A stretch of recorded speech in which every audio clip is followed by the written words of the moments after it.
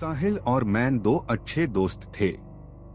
दोनों को हमेशा कुछ न कुछ अलग करने की आदत थी।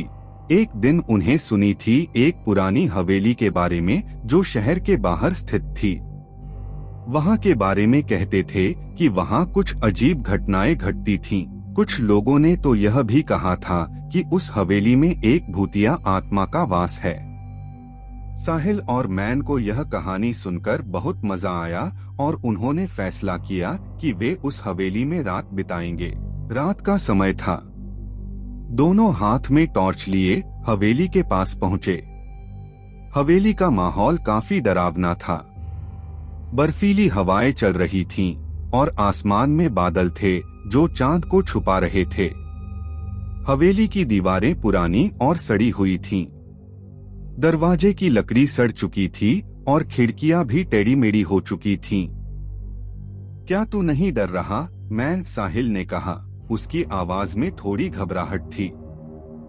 नहीं साहिल, डरने की कोई वजह नहीं है। हम सिर्फ एक रात बिताएंगे और फिर घर लौट आएंगे। मैन ने साहिल की घबराहट को नजरअंदाज करते हुए जवाब दिया। जैसे ही वे दोनों हवेली के अंदर गए, ठंडी और घनी चुप्पी ने उनका स्वागत किया। अंदर का माहौल और भी डरावना था। दीवारों पर पुराने कीड़े और मकड़े के जाले लटके हुए थे। अचानक मैन ने महसूस किया कि कुछ हलचल हो रही है। उसकी नजरें चारों ओर घूमने लगीं, लेकिन उसने साहिल से कुछ नहीं कहा। साहिल, तुम सुन रहे हो? मैन ने अचानक पूछा। क्या सुन रहा है? साहिल ने डरते हुए जवाब दिया। मुझे लगता है जैसे कोई हमारे पीछे चल रहा हो, मैन ने कहा और दोनों ने एक दूसरे को घबराहट से देखा।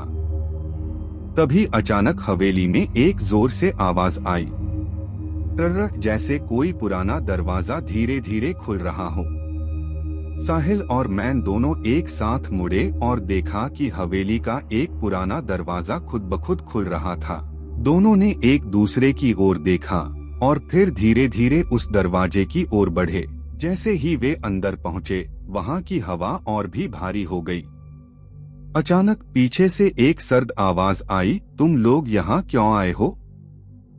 साहिल और मैन दोनों ने पलटकर देखा, लेकिन वहां कोई नहीं था। हवा की आवाज के अलावा कोई और आवाज नहीं आ रही थी। दोनों का दिल जोर जोर से धड़कने लगा। तभी एक फीकी सी भूतिया सी आकृति सामने आई।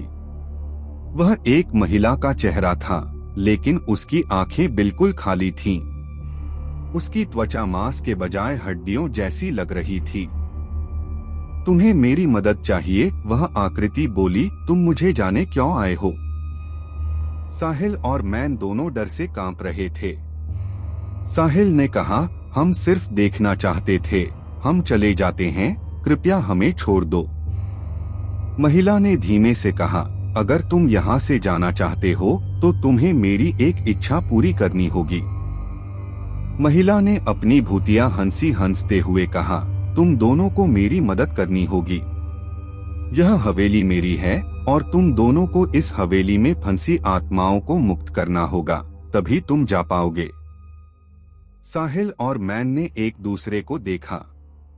क्या तुम उसकी बात मानोगे? साहिल ने मैन से पूछा। हमारे पास कोई और रास्ता नहीं है, मैन ने उत्तर दिया। साहिल और मैन ने एक दूसरे को देखा और फिर उन आत्माओं को शांति देने की कोशिश की।